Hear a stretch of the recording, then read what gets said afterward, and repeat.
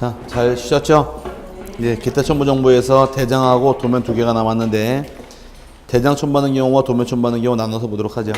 대장 첨부하는 경우는 네 가지입니다. 대장의 경우는 일단 소유권 보조등기 할 때 대장을 첨부해야 돼요. 장부의 순서가 선대장, 호등기다 보니까 대장을 작성한 후에 등기를 만들게 됩니다. 등기 만들 경우에는 일단 대장 보고 표집을 만들어야 되니까 대장을 내는 것이 첫 번째 목적이고, 두 번째 경우는 소유권 이전 등기할 때도 대장을 첨부합니다. 이전 등기할 때는 대장은 이미 있고 등기부도 있는데 내게 한 이유는 등기부와 대장의 일치를 위해서 한번 확인할 목적으로 내게 한 것이 목적이 되고, 세 번째 경우는 표제부 등기로서 표제부에서 변경 등기한다거나 멸실 등기할 때도 대장을 첨부하는 것이 방법이에요. 이 두 가지의 경우는 대장 첨부하는데, 대장 첨부하는 경우에 따서 외우세요. 보전, 이전, 변경, 멸실 네 가지만 대장을 첨부하게 됩니다. 네 가지 외엔 대장 첨부하는 경우 없고요. 도면 첨부하는 경우가 줄줄이 따라붙는데, 도면의 경우는 토지는 한 차례밖에 없지만 건물이 많습니다. 도면 첨부하는 경우는 건물에 일단 소유권 보존등기할 도면을 첨부하게 되어 있는데, 보존등기할 도면 첨부하는 게 다 첨부하는 것이 아니라 일반 건물이지만 일반 건물의 경우는 하나의 대지에 건물이 두 동 이상 있을 때에는 대장을 첨부합니다. 그럼 하나의 대지지만 건물 여러 개가 있다는 얘기는 한옥집 같은 경우에, 한옥집은 울타리 안에 안채, 사랑채 많이 있죠. 건물의 주표시 도면을 첨부하게 되고, 이제 구분 건물 아파트 같은 경우에는 도면 첨부하는데 보존등기할 경우에 도면을 석장을 첨부합니다. 석장의 경우는 일단 하나 단지가 있게 되면 이 단지의 배치도가 나와야 돼요. 101동, 102동이 어떻게 구성되어 있는가, 동 소재도하고 각 층의 평면도가 나옵니다. 한 층에 몇 세대가 살고 있는가, 그 다음에 세대별로 평면도에 석장이 들어오는데 총 단지의 배치도, 즉 동 소재도하고 두 번째가 한 층의 평면도하고 세대별 평면도 총 석장을 내는 것이 의무 규정이고, 건물의 경우는 이제 또 내는 경우가 건물에 구분 등기한다거나 또는 건물을 분할하는 경우도 건물을 도면을 첨부하게 됩니다. 구분이나 분할을 말 뜻은 건물 나눌 때가 분할 또는 구분 그러는데, 분할과 구분의 차이점은 이렇게 하나의 건물이 갑이 가지고 있는 건물이 주된 건축물이 있고 부속 건축물이 있더라, 이런 건물이 있을 것이고, 빨리 말하라. 그 다음에 하나의 건물이 이렇게 갑이 가진 건축물이 이렇게 세로로 되어 있다거나 또는 이렇게 1층 건물이 이렇게 상가 같은 경우로 나눠져 있는 경우, 여기 각 건물로 가정했을 경우에 주된 건축물, 부속 건축물이 있다가 이 건물을 떼어서 을 건물로 떼는 경우, 이렇게 건물을 나눌 때 요거를 건물을 분할했다고 부릅니다. 그러면 하나의 건물을 나누게 되면 2층 건물을 을 건물로 뗀다거나 또 한 칸을 을로 떼는 경우에 이렇게 쪼개는 것을 건물을 구분했다고 부르는 거예요. 그럼 분할이란 것은 물리적으로 별개 건물을 나눌 때를 뭐라고 부르고 분할이라고 부르고, 하나의 건물을 나눌 때를 구분 그럽니다. 그래서 아파트 같은 경우는 이렇게 쪼개죠. 이런 건물이 어떤 건물이 된 거예요? 구분한 건물, 구분 건물이라고 붙게 된 것이에요. 그럼 별개를 쪼갤 때는 분할, 하나를 쪼갤 때가 구분이에요. 이럴 경우 어떻게 나누는가 확인을 위해서 도면을 첨부하는 얘기고, 또 건물 일부에 대해서 전세권 등기한다거나 임차권 등기할 경우 도면을 첨부합니다. 여기 건물에게 도면 첨부하는 경우로서 건물은 좀 여러 가지가 있는데, 토지의 경우 도면 첨부하는 경우도 한 차례밖에 없어요. 토지의 경우는 도면 첨부하는 경우가 토지 일부에 대해서 지상권 설정한다거나 또 지역권 설정한다거나 전세권 설정할 때 또 임차권 등기할 때만 도면을 첨부하지 나머지 도면 첨부하는 경우는 없습니다. 그럼 토지 소유권 보조 등기할 경우 도면 첨부할까 안 할까? 토지 소유권 보조 등기할 때 도면 첨부할까 안 할까? 예? 토지는 요것만 낸다니까요. 토지 요것만 내고 다른 경우 내는 거 없어요. 건물은 많죠? 토지는 한 차례밖에 없다고요. 그럼 토지 소유권 보존 등기할 때 도면 첨부 안 합니다. 그럼 토지 보존 등기할 때 도면이 있을까 없을까? 있다 없다? 있다. 토지는 지적도와 임야도가 있잖아요. 도면 보고 싶으면 그거 떼보라는 얘기예요. 그래서 도면 첨부하지 않으니까 여러분 교재에 보게 되면 건물 소유권 보조 등기할 때 첨부하는 경우 있죠. 건물 첨부하는 경우는 하나의 대지에 여러 개, 건물에 있는 경우 도면을 첨부한다 나와 있고, 구분 건물의 소유권 보조 등기할 때 도면 첨부하는 건 석장입니다. 동소재도 각 층의 평면도 전원 부분의 평면 등성 석장을 내는 것이 의무 규정이고, 용익물권 등기할 때도 도면 첨부하는 경우가 있으며, 임차권도 마찬가지인데 전세권의 경우는 토지와 건물 둘 다 대상이 됩니다. 그 다음에 지상권은 토지만 대상이고 지역권 토지, 그 다음에 임차권 토지 건물 둘 다 대상이 되므로 여기 써놓은 것이 건물의 경우 몇 개밖에 없대요? 2개. 토지는 4가지 다예요. 그래서 여기에 차이점이 생기는 부분이니까 그렇게 이해하시고 넘어가시게 되면 나머지 부분은 생략합니다. 오른쪽에 등기 신청에 접수 및 심사란 말 나오는데 지금까지 떠들은 서류 가지고 등기 신청 들어오게 되면 등기소 내에서 벌어지는 사건이에요. 신청 들어오게 되면 등기관이 접수를 받게 돼 있고 접수받은 다음에 등기 실행 여부를 심사합니다. 심사하고 등기를 실행할 것이냐 말 것이냐 결정하는데 실행할 사항은 등기부에 말 그대로 실행 기록해 주면 되고 실행 못하는 사연은 각하하면 됩니다. 여기 1년의 과정인데 지금 배운 건 여기 나가는 거예요. 지금 배운 서류 가지고 이제 서류 모아서 등기 신청으로 왔습니다. 신청 들어오게 되면 처음 나온 것이 방문 신청하고 밑에 전자 신청 나오는데 접수는 반드시 받아야 돼요. 접수를 받게 되면 이제 접수 번호가 부여가 되는데 접수 효과가 언제 발생할 것이냐 해서 접수 효과 발생 시기는 둘로 나눕니다. 방문 신청할 때가 있고 전자 신청할 때가 있더라. 방문 신청할 당시에는 서면 등기를 신청하게 되면 신청서를 등기관이 받았을 때 접수한 효과가 발생한다고 규정을 하고 전자 신청을 하게 되면 전자적으로 신청 정보가 전산에 저장이 된 때 접수한 효과가 있다라고서 부르게 됩니다. 접수가 언제 발생한다고요? 전산의 경우는 저장된 때 발생하더라. 그럼 나중에 등기가 끝나게 돼도 등기한 요건 접수한 대로 소급하게 되어 있습니다. 다시 한번 나올 부분이고 접수를 받게 되면 이때는 접수 번호가 부여가 돼요. 접수 번호를 부여해 주는데 방문 신청할 당시에는 등기관이 하나씩 부여해 주겠지만 전자 신청할 때에는 자동적으로 부여가 됩니다. 부여된 번호가 접수 번호인데 이 접수 번호가 나중에 등기 실행 순서예요. 등기 실행 순서는 어떤 순서에 따라서 실행하실 것? 접수 번호가 등기 실행 순서가 됩니다. 방문 신청할 때에는 한 건에 하나씩 부여하는 것이 원칙이고 접수 번호는 1년 단위로 부여하는 것이 원칙이에요. 1년 단위로 부여하다 보니까 같은 연도, 같은 날 들어온 것은 우리 앞서 배울 때 같은 구에 실행한 등기는 순위 번호가 빠른 게 우선이고 다른 거는 접수 번호가 빠른 것이 우선이다. 날짜 같을 때에는 접수 번호가 앞서면 등기 순위는 앞서는 겁니다. 이 접수 번호가 등기 실행 순서이기 때문에 먼저 실행한 경우는 순위가 앞설 수밖에 없어요.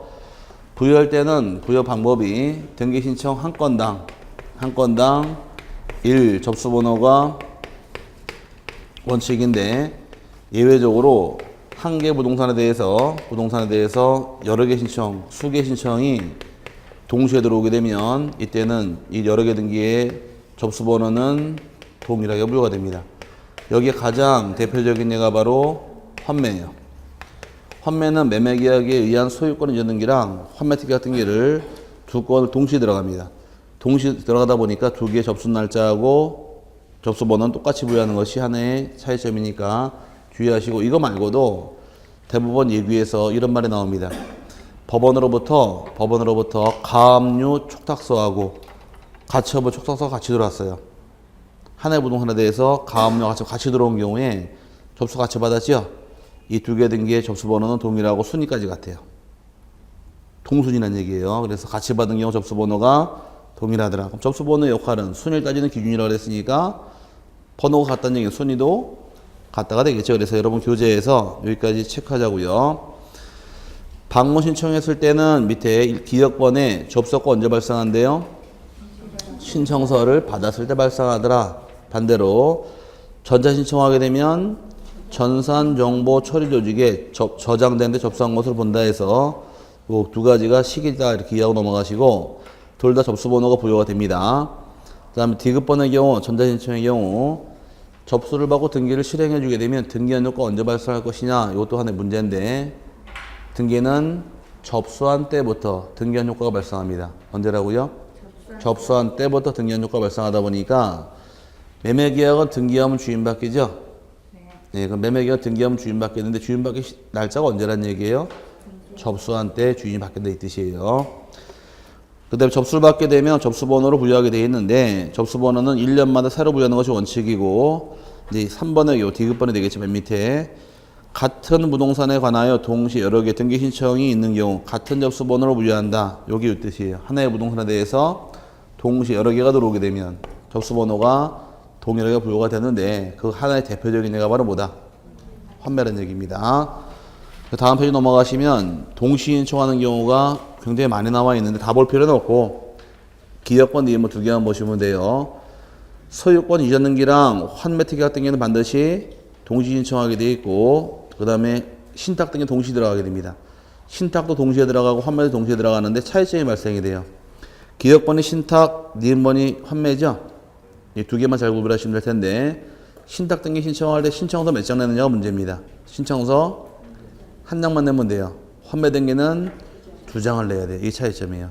뒤에 다시 배우겠지만 신탁은 신청서 몇 장 내야 되고 한 장, 환매 등기는 두 장을 내는데 그래서 옛날에 제가 한번 얘기했던 것이 옛날 14회 강의할 때 외우시던 분이 이렇게 외우시더라고요. 신탁 등기 신청은 신청서를 한 장만 내면 되는데 환매 등기는 두 장씩 내려서 아주 환장을 한다 그랬어요. 왜 환장을 해요? 하나 더 내려니까. 이해 갔어요? 그렇게 잡아놓고 넘어가시고 나머지 부분은 거의 안 내니까 안 보셔도 상관없어요. 문제 풀을 때는 이제 보도록 하고요. 그 다음에 접수를 받게 되면 접수한 확인을 위해 접수증을 교부해 줍니다. 또는 수령증이랑 같이 쓰는데 뭐 그 중요한 의미를 갖는 건 아니고요. 맨 밑에 이제 접수 받은 다음에 심사입니다. 심사 시기가 언제이냐라고 물어봤더니 대법원 판례에서 심사 시기는 등기부의 기록관절 기준으로 심사한다. 이게 심사 시기가 됩니다. 언제 심사하라고요? 심사 시기는 등기부의 기록할 때 기준으로 심사한다가 대법원 판례 입장입니다. 왜 그럴까? 접수는 반드시 받아야 돼요? 네, 반드시 받아야 돼요. 접수 받은 다음에 등기를 실행하느냐 마느냐 심사하다 보니까 심사 시기는 기록할 때 보고 심사해라가 심사 시기가 된 것이에요. 접수할 때가 아닙니다. 접수는 반드시 받은 다음에 요 등기를 실행할까 말까를 심사하다 보니까 등기 기록할 때가 심사 시기인 거지. 그 다음에 접수할 때가 아니에요.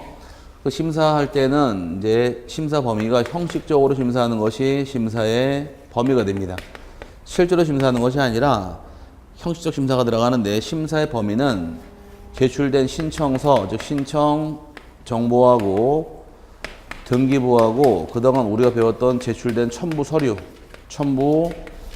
통해서 등기 실행 여부를 결정하는 것이 심사의 범위가 됩니다. 대법원 판례가 요 세 개로만 심사해야 되고 일체 질문할 수도 없고 신문할 수도 없으며 설령 질문했다 할지라도 답변할 의무도 없다가 대법원 판례예요. 심사 범위가 어디까지 심사한대요? 신청서, 등기부, 첨부 정보만 가지고 심사하는 거지 일체 질문, 신문할 수가 없습니다. 요 세 개로만 심사하는 심사 범위예요. 이게 대법원 판례고 요걸 잡아놔야지만 요걸 잡아요. 각각사유를. 심사는 뭐 보고 심사한대요? 세 개. 신청서하고 또 하나, 등기부하고 또 하나, 첨부서류 세 개 보고 심사하는 거 심사 범위가 됩니다. 그 다음에 심사를 했더니 등기 못하는 사유가 걸려요. 못하는 사유를 각하란 말 쓰는데 각하란 말은 법의 페이지가 이제 285페이지 넘어가는 거예요. 심사한 후에 등기 못하는 사유가 법의 29조에 11가지가 규정이 되어 있습니다. 각하 사유는 총 29조에 11가지 규정이 되어 있는데 1호부터 11호까지 보시고 이제 요걸 잡고 넘어가시면 대부분 다 외워져요. 그러니까 외우는 게 아니라 중요한 것만 체크해 드릴 테니 그것만 보시면 돼요.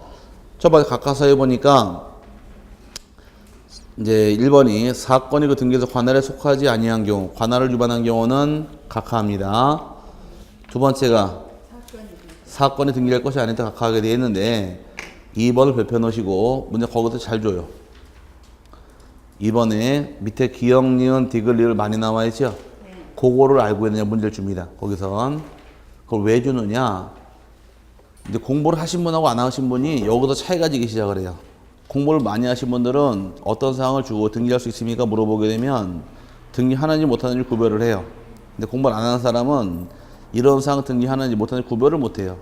여기 한 문제를 잘 주기 때문에 밑에 기업번서부터 시작해서 다음 페이지에 취업번까지 쭉 하나씩 볼 텐데 첫 번째 나와 있는 것이 기업번의 285페이지에서 등기 능력 없는 물건 또는 권리에 대한 등기를 신청하는 경우 각합니다. 등기 못하는 물건이라는 것은 일단 공유수면, 바닷물은 등기할 수가 없고, 또 등기 못하는 것이 교량 등기할 수 없고, 터널 등기할 수 없고, 모델하우스 등기할 수 없다고 배웠었고, 비닐하우스 등기가 안 됩니다. 주유소에 캐노피 이런 거 등기가 안 되고요. 등기하는 못하는 권리라는 것은 유치권 등기할 수 있나요? 안 되죠? 점유권 등기할 수 있어요? 안 되고, 동산질권, 특수지역권 이런 거 등기를 허용하지 않는 겁니다. 네, 법령의 근거가 없는 특약사항의 등기를 신청한 경우라만 나오는데, 이제 민법 이제 실력이 뽀록 날 텐데 여기서 공유물 불분할 특약은 가능해요? 특약. 우리 공유물 쪼개지 말자 특약만 줄 수 있잖아요. 몇 년 범위 내에서? 5년 범위 내. 이거는 얼마든지 가능합니다. 그럼 전세권 양도 금지 특약 가능해요? 그것도 가능하죠. 그럼 지상권 양도 금지 특약은 그건 안 되는 거예요. 이런 것들은 등기 못한 특약이라는 얘기입니다. 또 임대차의 경우 차임이 몇 기 이상 연체가 되면 해지당해요? 2기죠. 당사자 합의로 우리끼리 1기로 가자라고 특약 맺을 수? 그건 안 됩니다. 임대차와 달리 정한 특약으로서 임차인에게 불리한 것은 효력이 없다 그랬으니까 1기는 줄일 수는 없어요. 3기는 늘릴 수는 있어요? 이건 가능한 거예요. 그래서 민법상에서 특약을 할 수 있는지 없는지 그거 가지고 이제 등기할 수 있다 없다 나누는 거니까 민법 공부가 돼 있으면 여기는 넘어갈 부분이고요. 세 번째, 구분 건물의 전용 부분과 대지 사용권의 분리 처분 금지에 위반한 등기 신청한 경우도 못하게 돼 있는데 아파트 구분 건물이랑 대지가 가진 대지 사용권은 분리 처분할 수가 없게 돼 있습니다. 아파트 건물만 따로 팔아먹는다거나 대지의 집은 따로 팔아먹을 수는 없게 돼 있으니까 분리 처분을 위반한 등기도 각하게 돼 있고 1번 농지를 전세권 설정 목적으로 등기하는 경우도 각합니다. 농지는 전세권 등기할 수 있어요? 안 됩니다. 농지 지상권 등기할 수 있어요? 그건 가능해요. 농지 지상권 설정할 수 있지만 전세권이 안 되는 겁니다. 그럼 농지 임대차 할 수 있을까? 농지 임대차 민법에서는 안 됩니다. 민법에서는 농지법이 가능한 거예요. 농지는 이제 농지법을 제정을 하면서 경자유전, 농지를 경작할 자만이 농지를 소유할 수 있다라고 해서 딱 못을 박아버립니다. 그럼 농지 소작농의 폐해가 크다 보니까 농지 전세권 임대차 못하게 막아버렸어요. 막아버렸는데 이제 무슨 문제가 생기느냐? 시골을 지키는 사람은 누가 지켜요? 예? 우리 노인분들은 나중에 때 되면 올라가셔야지. 요즘 젊은 사람들 귀농들을 많이 하는데 참 슬픈 일이지만 옛날에 농지를 지키는 사람들은 못생긴 소나무만 떡하니 지키고 있더라요. 뭐가 지킨다고요? 못생긴 소나무. 잘생긴 소나무는 정원수로 뽑아다 팔아먹고 참나무는 장작 만들어야지 고이고 먹으려면. 아닌가? 못생긴 소나무만 동그랗게 지키고 있다 보니까 농지는 농사를 져야 지력이 유지가 되는데 농지에 농민들이 없어지다 보니까 유유농지가 발생이 되더라요. 그럼 농지 관리 차원에서 농지법에서 농지 임대차를 할 수 있도록 길을 터놓은 거지 민법이 터놓은 게 아니에요. 그럼 농지 임대차 할 수 있다 그러면은 이거는 부딪혀요. 민법은 안 되고 농지법은 가능하고 그래서 이거는 부딪히던 농지 시험을 안 내고 나오는 거 농지 전세권 몇 개 안 내요. 농지 전세권 등기는 허용하지 않습니다. 다 직권 말소할 등기고요. 미음번이 저당권을 피담보 채권과 분리하여 양도하거나 피담보 채권과 분리하여 다른 채권 담보로 제공하는 등기도 허용하지 않는데 저당권의 성질은 피담보 채권하고 수반하는 수반성이 있습니다. 그럼 저당권, 피담보 채권을 분리 처분할 수는 없기 때문에 저당권을 양도하게 된 피담보 채권 당연히 수반에 따라가게 돼 있으니까 두 개를 분리 처분할 수는 없습니다.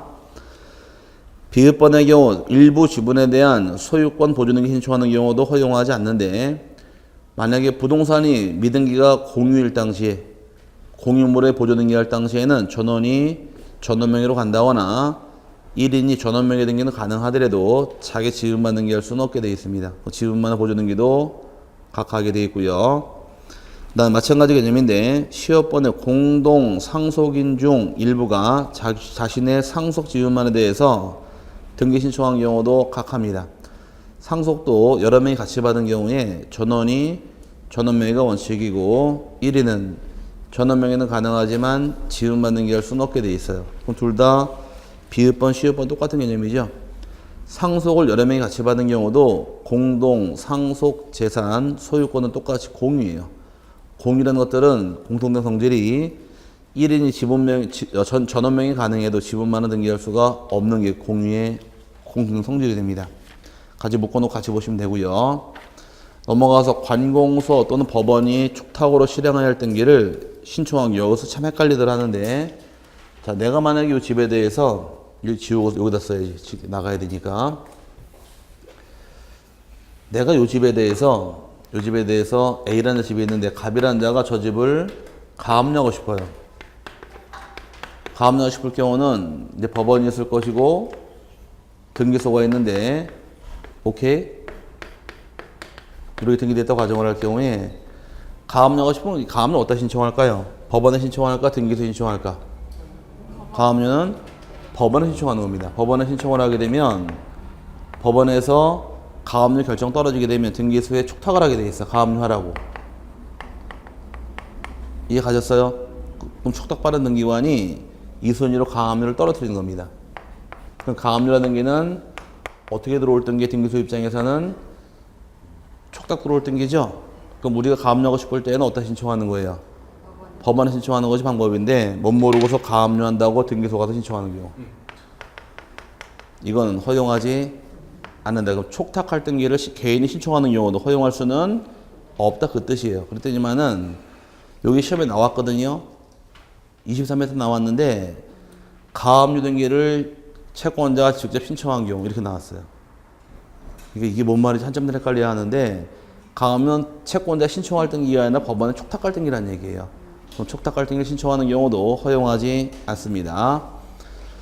지역번이 이미 보존등기가 된 부동산에 대해서 다시 보존등기 신청하는 경우도 허용하지 않는데, 과거에 배울 때 이중의 소유권, 이중의 지상권, 이중의 전세권 등기는 허용하지 않으니까 등기는 각하당합니다.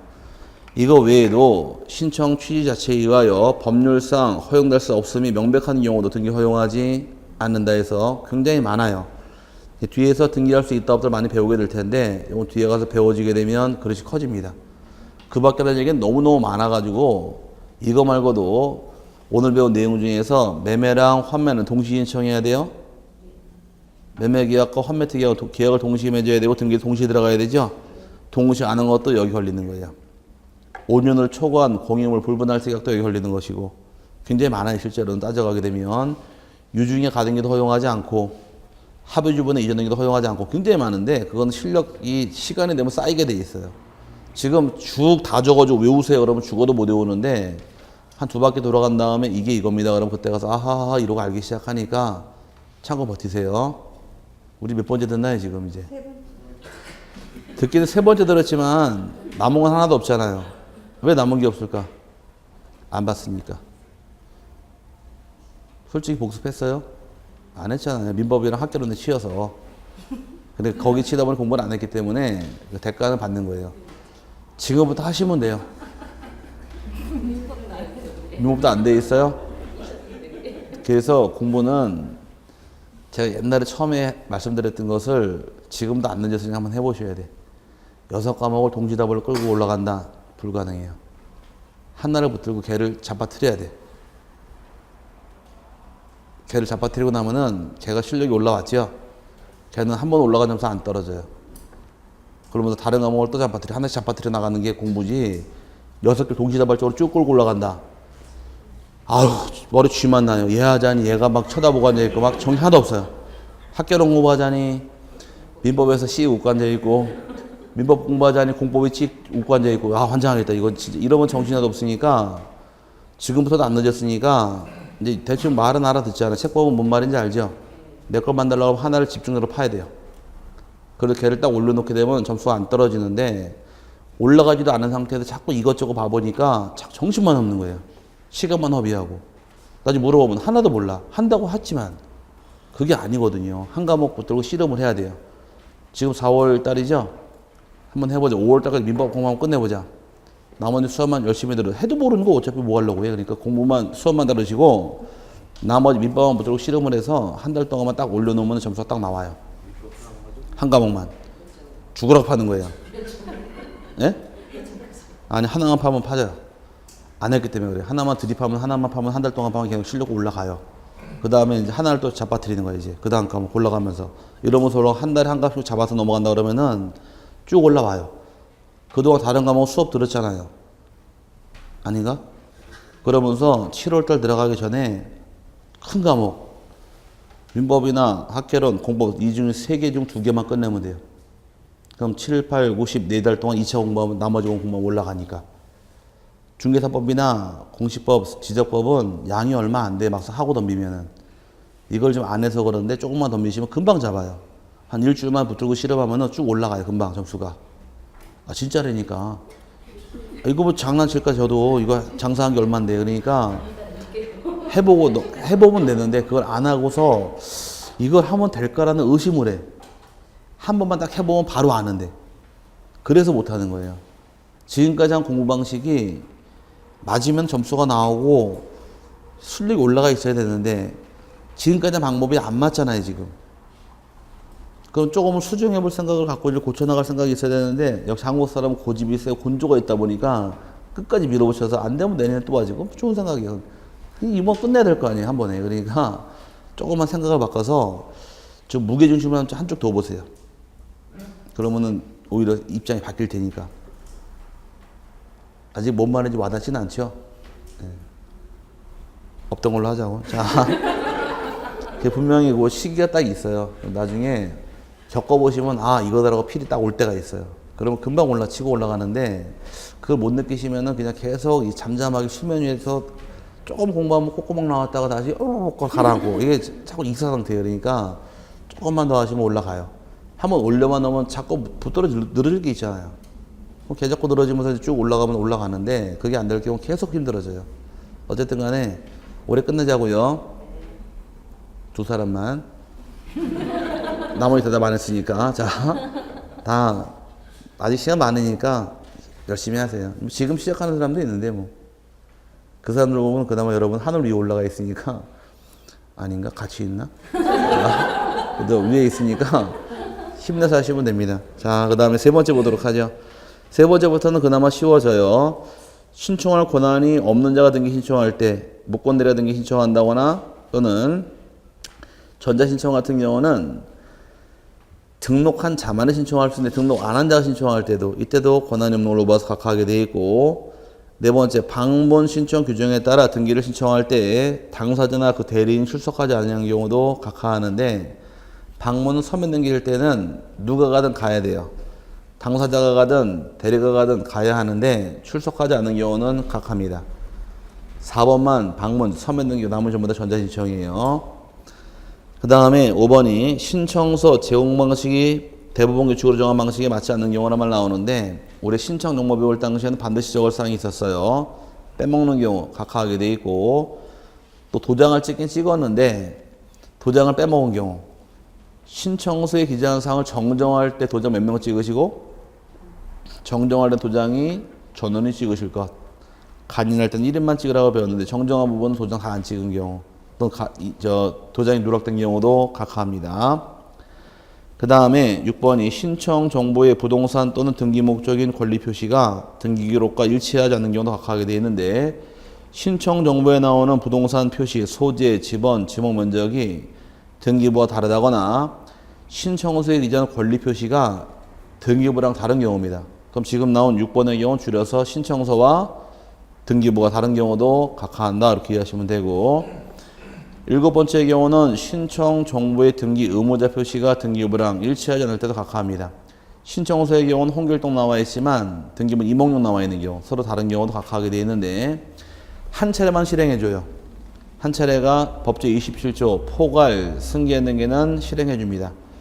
앞서 배울 때 매매계약을 체결한 이후에 매 도인이 사망을 하게 되면 등기부상은 돌아가신 아버지 신청은 아들이 하더라. 서로 일치하지 않지만 등기를 각하하지 않는다 그랬으니까 거기 예외 규정이 되고요. 8번째 신청 정보의 등기 원인을 증명하는 정보가 일치하지 않는 경우인데 신청 정보, 즉 신청서에 기재한 사항과 등기원인 정보, 계약서에 나오는 내용이 다른 경우입니다. 신청 정보의 경우는 매매라고 써 있는데 계약서와 증여계약서가 들어오는 경우 여기 각하게 돼 있고, 또 매매계약서의 경우는 매매대금 2억 써 있지만 신청서에는 1억 9천 써 있는 경우, 이렇게 다른 경우도 전부 다 각하래요. 그 다음에 9번째, 등기에 필요한 첨부 정보를 누락한 때라만 나오는데 빼먹은 경우, 오늘 배운 내용대로 소유권자가 등기 의무자가 되더라. 등기별적 내야 돼요. 인감 내야 돼요. 네, 둘 다 내야 되는데 인감을 빼먹고 오는 경우, 이렇게 서류가 빠지는 경우도 각하당하고요. 10번째가 취득세, 등록 면허세 또는 수수료를 내지 아니하거나 등기 신청과 관련하여 다른 법률에 따라 부과된 의무를 이행하지 않는 경우도 각하하는데, 등기 신청할 땐 취득세와 등록 면허세 납부할 의무가 따릅니다. 납부하는데 수수료란 것은 무엇이냐요? 취득세와 등록 면허세 과세권자가 누군가요? 그럼 등기할 때 납부한 취득세와 등록 면허세는 누가 가지고 갈까? 등기할 때 납부한 취득세하고 등록 면허세 누가 가지고 갈까요? 하나, 둘, 셋. 시도지사죠. 시도지사가 부과하는 세금이니까. 그래서 어떻게 이해하시라 그랬어요? 부동산을 취득해서 보유하다가 팔아먹더라. 이렇게 이해하시라 그랬잖아요. 보유할, 취득할 때 납부하는 세금, 취득세, 보유하더라, 재산세, 팔아먹더라, 양도소득세. 이 중에서 세금이 가장 세액이 큰 거는 그건 국세예요. 그 다음 큰 거는 취득세. 그건 시도지사가 가져온 세금. 제일 작은 재산세는 시군구세. 이렇게 나누시라 그랬잖아요. 그럼 취득세와 등록면허세는 시도지사가 가져가니까 서울 시내에 등기한 모든 취득세와 등록면허세는 시도지사가 다 가져가는 겁니다. 근데 문제는 고지서 누가 발부해줘요? 취득세는 구청이 해주지 않나요? 그 원칙은 취득세를 과세권자가 시도지사니까 시도지사가 고지서 발부하게 돼 있는데, 납세 편의를 위해서 구청이 발부해 주는 거예요. 대신에 그 일 해준 거에 대해서 3%만 가져가요. 뽀찌를 개평 받아갑니다. 3%. 그거 일해준 대가예요. 네? 지금 3% 줘요. 네, 3% 가져갑니다. 3%를 받는 게 그 내용이고, 그러다 보니까 취득세와 등록면허세의 경우는 등기소가 10원도 못 가져와요. 등기소는 일만 신나게 해주고 뭐 받는 게 있어요, 없어요? 없으니까 안 되겠다 싶어서 재원업권을 위해서 수수료 납부하도록 법을 제정해 준 겁니다. 대법원 규칙에서 수수료는 한 건당별로 등기 신청할 때 한 건별로 신청할 때만이에요. 한 건당 소유권, 지상권, 지역권, 전세권 이런 권리들은 14,000원 내게 돼 있어요. 14,000원 수수료를 수입증지로 사서 신청서에 침발로 붙여야 돼요. 얼마 수수료 냈다고요? 14,000원 냈는데 집에 가서 등기 신청 수수료 한번 보시게 되면 한 10만 원 찍혀 있을 거예요. 집에 가서 등기할 때 등기한 비용 영수 청구서 있죠? 거기 법무사가 준 청구서 보게 되면 한 10만 원 찍혀 있을 거라고. 어이 죽일 놈들. 저렇게 많이 받아먹었네. 자, 그거는 법무사만 가는 게 아니라 중개사도 떼줘야 되기 때문에 그래요. 나중에 여러분이 다시 돌려받아요, 그거. 중개업자 중개 알선 내줬죠? 그럼 매수인 쪽 중개업자에게 법무사가 수수료 알선을 줘요. 일정액을. 예?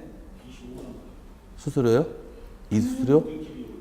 아, 등기 수수료? 근데 그거는 나온 수수료고, 진행 안보에 챙기는 게 많아요. 그러니까, 근데 거기서 많이 챙겨가가지고서 중개업자한테도 일정액을 줘요. 알선료로. 그러니까 나중에 결국 중개업자도 받아 챙기는 겁니다. 항상 매수인 쪽이 받는 거예요.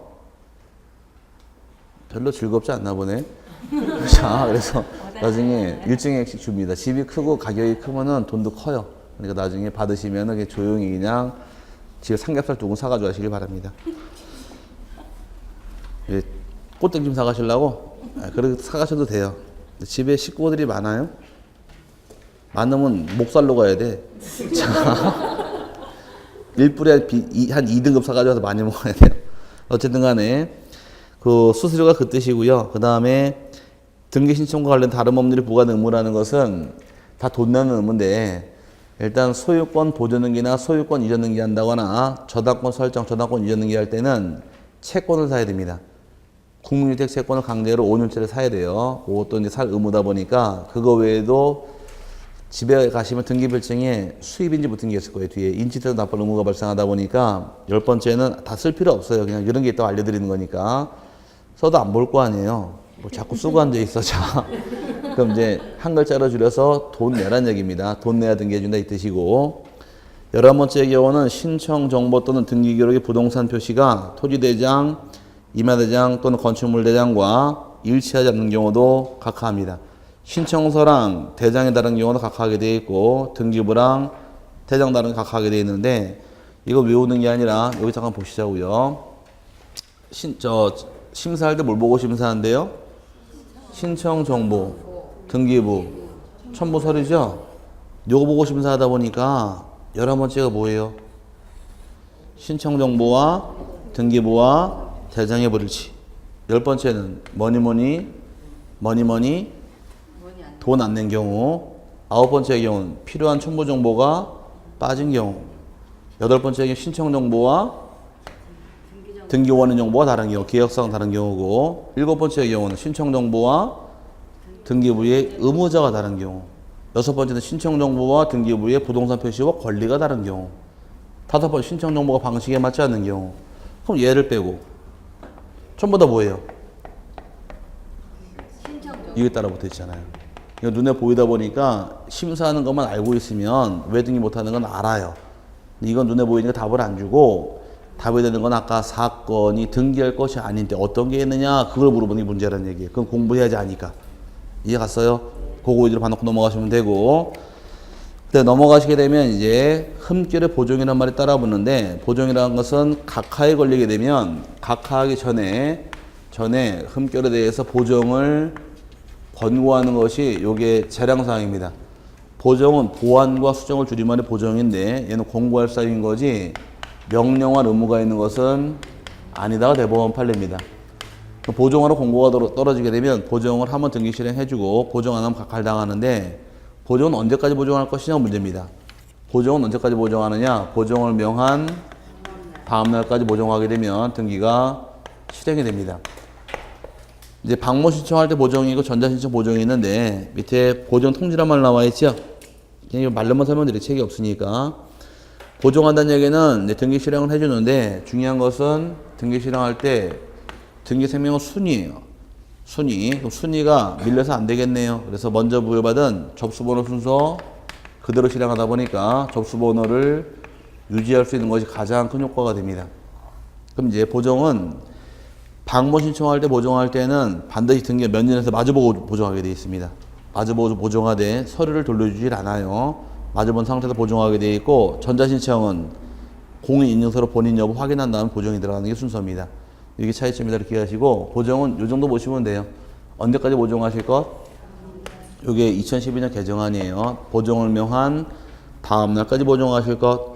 보정은 권고할 사유이다, 명령할 사유이다. 권고할 사유이지 명령할 의무가 있는 것이 아니고 보정을 하게 되면 등기는 실행해주되 먼저 부여받은 접수번호는 변동이 생기지 않는다까지만 참고하시면 되고요. 다른 것도 나올 건 없습니다. 근데 각하결정이라는 말 나오는데 각하결정은 보정하라고 권해봤더니 보정을 안 하겠대요. 그럼 각하하게 되어 있는데 각하는 총 몇 가지 있어요? 11가지죠? 11가지 걸리면 왜 각하하게 돼? 그 이유를 적어야 돼요. 이유를 기재하는 장부를 결정, 원본, 편철장이라고 부릅니다. 뭐라고요?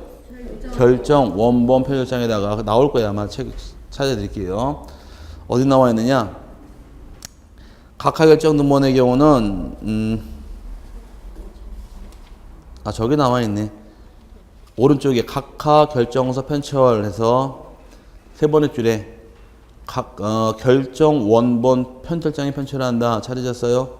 네, 그 장부인데 각하결정을 하게 되면 그 이유를 적어야 돼요. 이유를 기재하고 이유를 어디다 기재하느냐? 결정 원본 편철장에다가 각하하게 된 이유를 적고 각하했을 경우에 이제 서류를 반환하게 될 텐데 서류 반환할 당시에는 다 돌려주는 것이 아니라 방문 신청할 때는 신청서를 제외하고 돌려줘요. 신청서 제외하고 나머지만 반환합니다.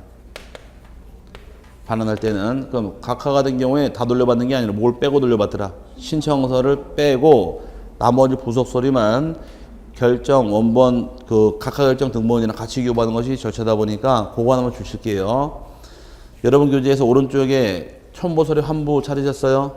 오른쪽 페이지 오른쪽 위에서 동그라미 디귿번 각하 결정 등본을 교부하거나 송달할 때에는 신청 정보 이외에 첨부 정보도 함께 교부나 송달해야 한다. 그럼 뭘 빼란 얘기예요? 신청 정보 빼고 들어주란 얘기입니다. 그럼 신청서 반환하지 않아요. 근데 신청서 안에는 뭐가 붙어 있느냐? 아까 수입증기 수수료 그것도 돌려받지 못해요. 각하 당하면 14,000원 뜯기는 겁니다. 그게 각하 결정할 때 4개다리 기하고 넘어가시면 되고요. 넘어가서 이제 각하 사유를 간구하고 실행한 등 효력이란 말 나오는데 각하는 등기 실행할 수 없는 게 내용이지만 실행이 돼버린 경우에 각하 사유가 등기 실행이 된 경우는 어떻게 할 것이냐 문제인데 각하 사유 총 몇 개 있다고 떠들었느냐? 11가지가 있더라요. 법제 29조 1호가 뭐였었나요? 관할을 위반하는 등기가 있었고 두 번째는 사건이 등기할 것이 아닐 때가 있더라. 이 두 가지하고 나머지 3호부터 11호까지 나눕니다. 같은 각하 사유, 등기 실행할 수 없는 사유지만 실행이 돼버린 경우 어떻게 처리할 것이냐 문제인데 이 두 가지 걸리게 되면 등기는 절대 무효로서 효과 인정하지 못하게 되고요. 등기관이 직권으로 말소할 등기이며 나중에 왜 이런 등기 실행했냐고 이의신청권을 제기할 수가 있다가 됩니다. 이쪽에는 절대 무효, 직권말 이의신청이 가능한데 3호 이하 사유부터는 등기 실행할 수 없는 사유지만 실행이 돼버린 경우는 절대 무효 등기가 아니다요. 그럼 무효가 아니라는 얘기는 유효하다는 얘기가 되겠죠. 유효하다 보니 직권말소에서 안 되고 이의신청 제기하지 못한다가 대법원 판례예요. 그럼 등기 실행해서 안 될 게 실행이 돼서 피의분자들은 이의신청을 제기하는 것이 아니라 이때는 소송을 통해서 해결할 것이 문제인 거지 이의신청을 제기할 수는 없다가 판례 입장입니다. 그래서 그동안 계속 떠들었던 것이 무효 등기 몇 개밖에 없더라? 2개밖에 없더라요. 뭐하고 뭐? 관할 위반 등기와 사건이 등기할 것이 아닌데 2개는 무효로 취급하고 나머지 전부 다 유효입니다. 그럼 위조문서로 등기 실행했습니다. 위조문서 등기 끝난 경우 무효일까 유효일까? 위조문서로 등기한 경우 이 2개 아니죠? 그럼 유효예요. 위조문서는 어디로 빠져가느냐? 필요한 서류가 빠진 걸로 봐요. 뭐라고요? 필요한 서류 빠진 걸로 본다. 이 말은 아까 소유권자 같은 이용모자가 되면 등기필증 인감 둘 다 가져오라 그랬죠? 인감을 빼먹은 것도 빠진 거로 보고 인감을 가져왔는데 3개월이 지난 게 들어왔습니다. 이것도 빠진 거로 봐요. 오케이? 또 인감이 들어왔는데 위조한 인감이 들어왔습니다. 이것도 빠진 거로 봐요. 그러니까 위조 인감은 어디로 본다고요? 빠진 거로 보는 거예요. 빠진 거는 몇 번째다? 9번째예요. 9번째는 일로 들어가 있으니까 무효가 아니기 때문에 과거에 24회 계신 문제가 다음 중 유효한 등기는 위조문서를 통해 등기가 실행된 경우 이게 답이에요. 뭔 말인지 아시겠죠? 그래서 무효 등기 몇 개밖에 없더래요? 2개밖에 없더래 잡아놓으시고 그래서 하단부에 나와 있는 것이 29조 1호와 2호의 경우는 그좀 고쳐야 됩니다. A번에 지금 지문을 고쳐놔야 되는데 등기관이 등기를 완료한 후 그 등기가 29조 1호 또는 2호에 해당하는 것임을 발견한 때에는 등기 권리자, 의무자와 이해관계인이 있는 제3자에 대해서 1월 이내 기간을 정하여 그 기간 내에 의의를 진술하지 아니한 때에는 등기를 말소하는 취지를 통지해야 한다 나와 있죠. 그 등기 권리자부터 쭉 지워버리세요. 등기 권리자, 의무자부터 다 지워버리시고 어디까지 지워버리시냐? 통지해야 한다까지 지워버리세요. 다 각기 표시한 게 아니라 등기 권리자부터 찾으셨어요? 등기 권리자부터 시작 통지해야 한다까지 지워버리시라고. 예, 거기서부터 마지막까지 끝에까지 예, 다 지워버리시면 돼요. 왜냐? 법이 개정이 돼서 그래요. 등기 권리자부터 찾았어요? 아니, 써놨네 여기다 다. 예. 했잖아요. 또 쓰지 마시고. 자, 옛날에는 작년까지는 이제 재작년까지는 직권말소할 경우에 권리자가 알까 모를까? 모르잖아요. 모르니까 1월 이내 기간을 내서 알려주고 나서 직권말소했습니다. 근데 이제 작년에 법을 개정해서 직권말소 한 후에 통지하게 돼 있어요. 오케이? 그러니까 지금은 직권말소 한 후에 권리자 의무자에게 통지해야 한다 이렇게 바꿔놔야 돼요. 1월 이내 기간을 정해서 의견 유사를 기를 주는 게 아니라 말소부터 해버리는 거예요. 말소한 다음에 그 내역을 통지하는 게 절차인 거지 1월 내 기간을 정해 통지하는 규정 없어졌습니다. 고치셔야 돼요. 어떻게 고쳐야 돼요? 1호 이후에 해당하는 경우는 직권 말소한 후에 그 취지를 권리조합 의무자에게 통지해야 한다. 이렇게 고쳐놔야 정확한 말이 됩니다. 옛날에 한번 해드린 게 있죠? 네, 그렇게 고쳐놓으시면 되고 2번은 생략하고요. 3번도 안 보셔도 됩니다. D번까지 B, C, D번 안 보셔도 돼요. 그 다음에 D번에 등기법 29조 3호 이하 사유가 실행이 된 경우에 3호 이하 사유는 절대 무효 등기가 아니고 직권 말소할 수도 없고 실체관계 부합하는 한 유효하기 때문에 이의신청 받아주지 않는 것이 여기 차이점이에요. 거기까지 보시면 되며 이의신청 바로 뒤에 나오니까 바로 설명드릴게요. 그 다음에 이제 5번에 취하. 취하라는 것은 등기 신청한 이후에 등기 신청인들이 등기를 안 하겠다고 해서 걷어들일 때가 취하라 말 쓰는데 여기 등기 마지막 재량권입니다. 칠판 잠깐 보시고 말을 푸른 다음에 또 가자고요. 자, 각하에 걸리게 되면 각하하기 전에 등기와 재량권이 보종을 권해보는 것이 재량권이었었습니다. 보종하실래 물어봤어요. 그럼 보종하겠다 그러면 등기를 실행해주고 보종 안 하다면 각하를 당하는 거죠. 근데 보종하실래요? 보종 안 하겠답니다. 마지막 재량권이 보종 안 하게 되면 등기관은 취하를 권해볼 수도 있다. 이게 마지막 재량권인데 취하는 다른 말로 철회 그럽니다.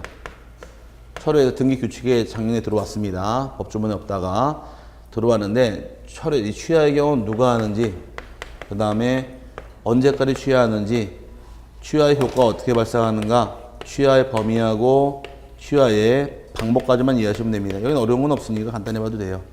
취하는 등기 신청인들이 등기를 취하하는 것이 방법이고 신청인의 개념은 공동 신청한 등기의 경우는 취하도 공동으로 취하하는 것이지 단독으로 취할 수는 없습니다. 그러다 보니까 공동 신청할 등기를 법무사에게 쌍방대리 시키게 되면 취하도 쌍방대리가 있어야 취할 수 있고 일방대리 취하는 안 받아줘요. 등기 신청이 임의대리인 취할 수 있느냐? 임의대리 취하권은 없습니다. 여기는 어디랑 똑같은지 민법이랑 똑같아요. 민법 공부할 취소권자, 법정 대리인 취소권이 있지만 임의대리인 취소권이 없다고 배웠죠. 언제 취소할 수 있대요? 특별 수권이 있을 때 한해서. 그래서 원칙은 취하권이 없지만 단 특별 수권이 있을 경우만 취하할 수 있다. 이게 예외 규정이고 취하의 시기는 등기를 마치기 전까지 취하하는 것이 방법이 될 것이며 실무상에서는 등기가 완료되기 전까지 취하를 받아줍니다. 완료 똑같은 말이고 각하전 말 잘못했네. 완료전 또는 각하전까지 취하를 받아줘요. 여기 마지막 재량권이에요. 왜 취하를 권해보느냐? 돌려받는 서류가 다 틀리니까. 각하가 된 경우는 아까 뭐를 뺀다 그랬어요? 각하시 신청서 뺀다 그랬죠? 근데 취하가 들어오게 되면 모든 걸 다 돌려줍니다. 모든 거를 다 돌려주는 것이 취하의 효과라는 것이에요. 그럼 각하하고 취하할 때 받은 서류가 있더라. 돌려받은 서류 다시 사용할 수 있을까요? 당연한 거죠. 뭐 코딱지 묻은 거 아니니까. 당연히 사용할 수 있으니까 사용 못하는 거 아닙니다. 그럼 취하하게 되면 옛날 서류 그대로 들고 들어와서 잘못된 것만 고쳐 등기 또 신청하면 되는 거예요. 그래서 그대로 신청할 수 있기 때문에 모든 걸 돌려주는 것이 차이점이고 범의 경우는 전부 취하할 수도 있고 그 다음에 일부 취하도 가능해요. 일부 취하라는 얘기는 앞서 배울 때 여러 건의 등기를 일괄 신청한 경우에 일괄 신청한 경우는 일부 취하도 신청할 수가 있다 해서 일괄 신청 시도 일부 취하 받아줍니다. 방법은 본인이 신청한 대로 취하하시면 돼요. 전자 신청한 사람은 취하도 전자로 취하하면 되는 것이고